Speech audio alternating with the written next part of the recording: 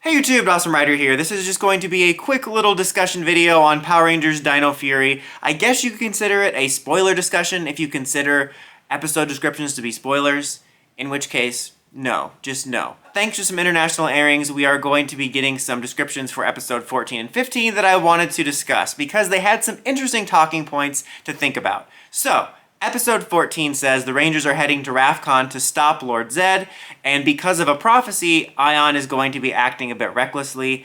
That's rather interesting. I mean, it tells us that Lord Zedd's going to be around longer. We know that from the few episodes in the international airings that did squeak out, Zedd is around as a primary fixture, so it definitely seems like he's going to be a primary fixture for most of the second half, or at least this part of the second half. The fact that he's going to Rafcon is interesting. We did learn in that episode that he was looking for it. I had a theory that maybe he was somehow involved with the original threat that faced Rafcon, which is why they made the Sporix. I don't know if that'll end up being true, but it's definitely interesting. It's also interesting the fact that they found Rafcon, which has been an ongoing storyline. I'm kind of hoping that episode would be the end of Lord Zedd, although the next episode description has something that might go into that, but we'll see. Let me talk about the episode 15 description, and then I'll talk about how they might tie together. So episode 15's description says that the other Morphin Masters are basically upset with the Green Morphin Master for helping the Dino Fury Rangers and interfering with human affairs, which is interesting on several levels.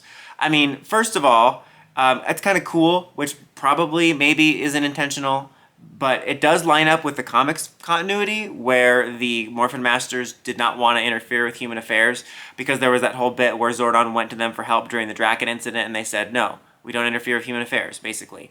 But then, you know, they wound up coming around to some degree. But also, even setting aside the comics, I mean, I don't think they necessarily considered that, but they did lift part of the designs from the comics, I'm just saying. But again, I think it's probably a coincidence, or I don't know, who knows, it doesn't matter.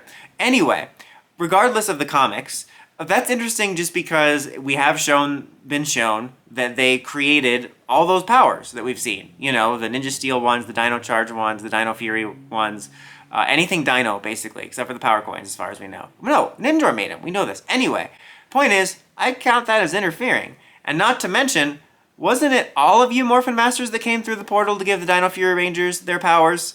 So they all interfered at one point. So I'm definitely curious to see in this continuity and whatnot, if they address that, like, did they always not interfere, or at least pretend they didn't always interfere, or did something happen where they decided not to interfere? I'm still curious about why the Green Morphin Master is in the forefront, other than the fact that they kind of have Izzy a bit at the forefront in the series. I don't know.